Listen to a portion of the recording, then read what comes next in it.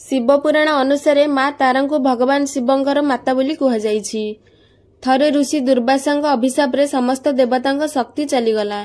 सेही समय देवता माने असुरंग सह मिसी क्षीरसागर बा समुद्र मंथन करिथिले। समुद्र मंथन समय 14 प्रकार रत्न बाहर को आसीथिला एवं ता सह हळाहळ विष मध्य बाहरिथिला। हळाहळ विष एते खतरनाक थिला जे एहार गोटे बुंदा जदि संसार पड़ी थांता तेबे संसार नष्ट होई जाइथांता। संसार को एही संकटरू बंचाइबा पई भगवान शिव आगकू आसी समस्त हळाहळ विष को पान करिथिले। विष पान करिबा परे भगवान शिवंक पूरा शरीर जळिबाकू लागिथिला। विष कंठरू तळकू न आसीबा पई वासुकी नाग शिवंक कंठरे रहिथिले।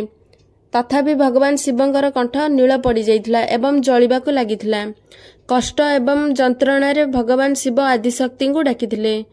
माँ आदिशक्ति देवी तारा रूपे प्रकट होई भगवान शिवंकु नवजात शिशुरे परिणत करिथिले एवं भगवान शिवंकु कोଳରେ धरी निजर दिव्य क्षीर पान कराइथिले।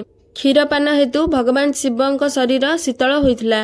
एहिपरि भावे देवी तारांकु भगवान शिवंकर मातार दर्जा दिया जाइछि।